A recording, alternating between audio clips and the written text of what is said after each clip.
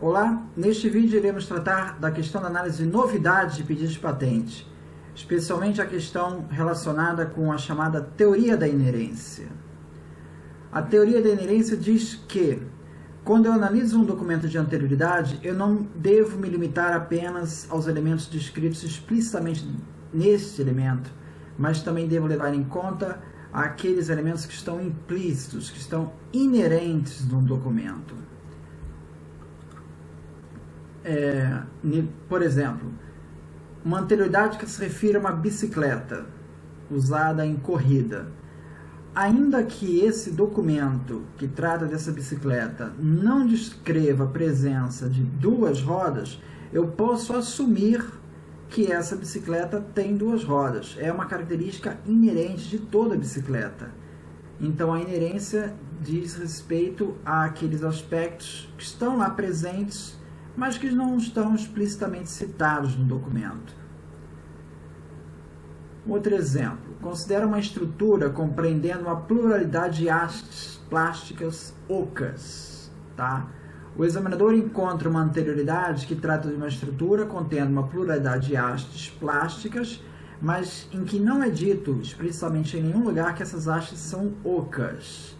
No entanto, o relatório descritivo, ele trata do processo de fabricação dessas hastes, em que é usado sopro em moldes, e fica claro por esse processo que necessariamente as hastes produzidas terão de ser ocas.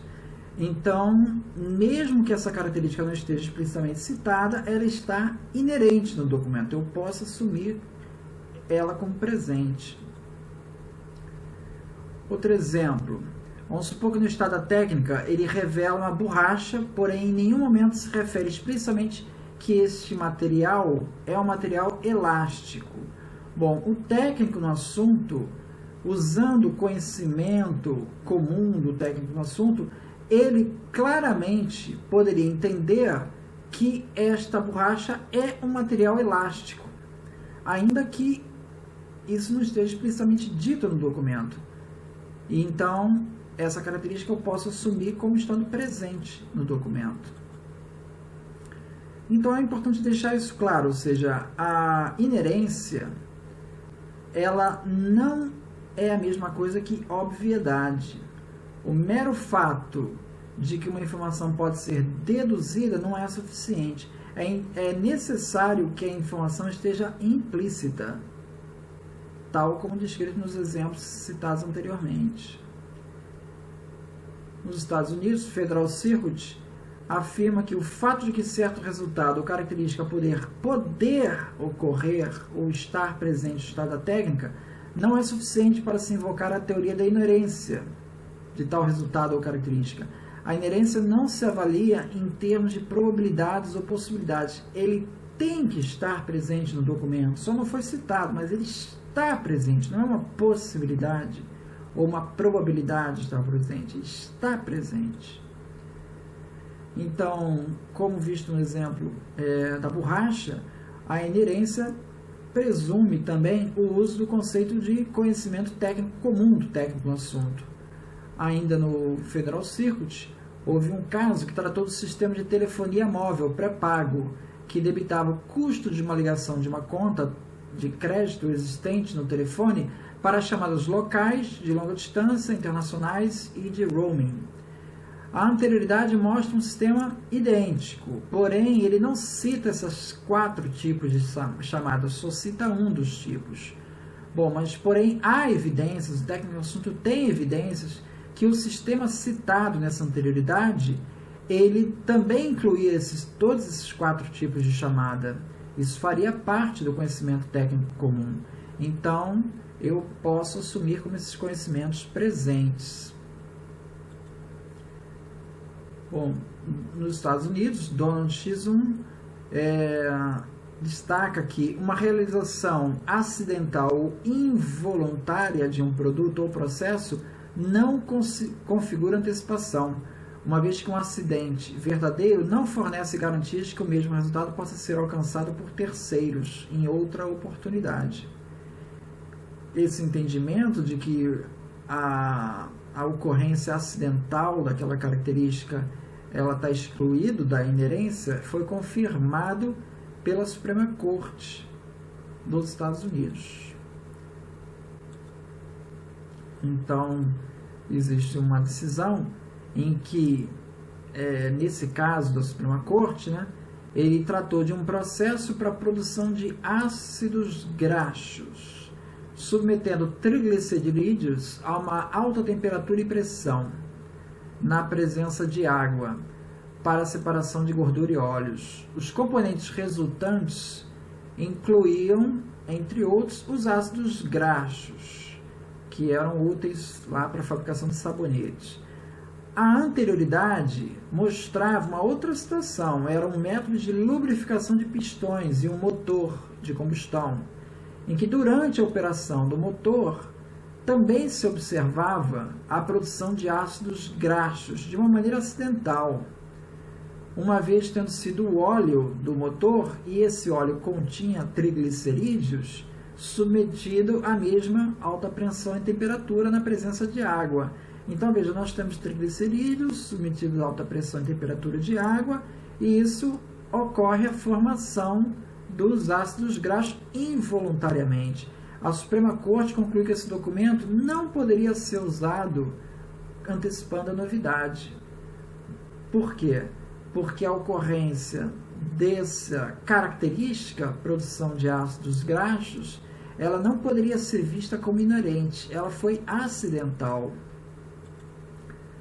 O escopo dessa decisão, ela depende do que se considera como acidental. Nesse sentido, o Federal Circuit tem enfatizado que uma característica inerente, para ser considerada como antecipatória, a mesma deve ter sido consistente, necessária, inevitável e não meramente possível, provável ou acidental. Então, isso é um entendimento das cortes nos Estados Unidos. No entanto, há uma decisão dos Estados Unidos em que a empresa titular, a SmithKline, ela detinha uma patente para uma forma hemihidratada do PHC, que é um antidepressivo. É uma patente nessa forma, hemihidratada. Bom, uma empresa de genéricos, a Apotex, lançou no mercado a forma anidrato do PHC, então é uma forma diferente, tá?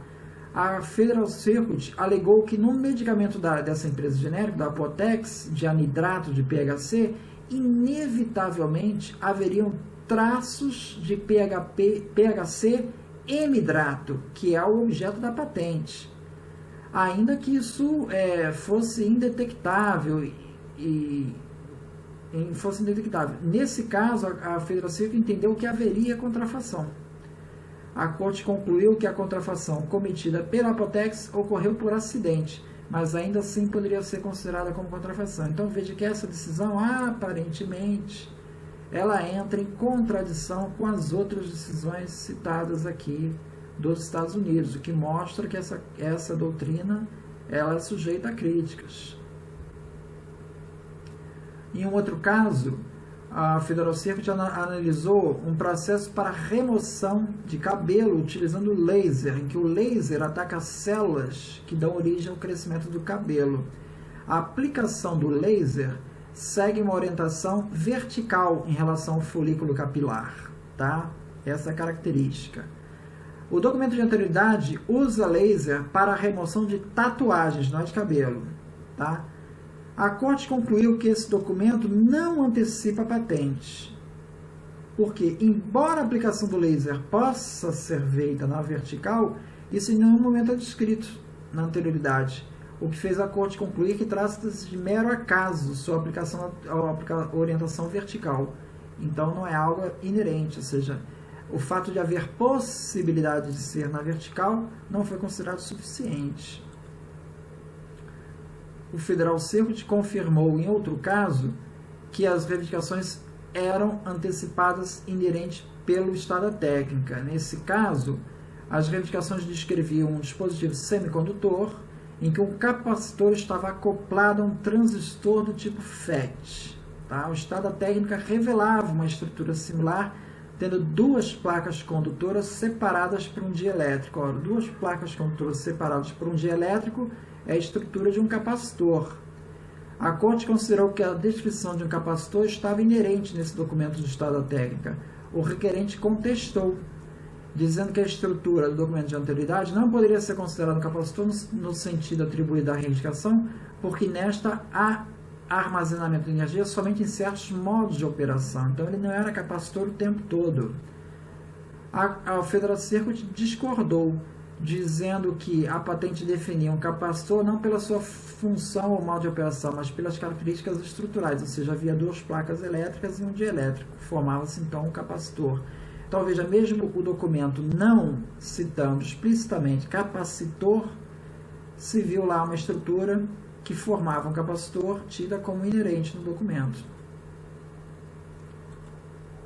Bom, conclusão, nós temos que a teoria de inerência nos afirma que podemos considerar tudo aquilo que está implícito no documento como sendo aquilo que necessariamente está no documento como sendo inerente, podendo fazer parte do conteúdo do documento. Isso não se trata absolutamente de análise de obviedade ou possibilidade, ou seja, essa característica necessariamente tem que estar presente lá. Ocorrências acidentais ou involuntárias podem invocar a teoria da inerência, porém, como vimos aqui, há controvérsias, isso pode ser sujeito a crítica. Novos usos podem invocar a teoria da inerência também. Muito obrigado.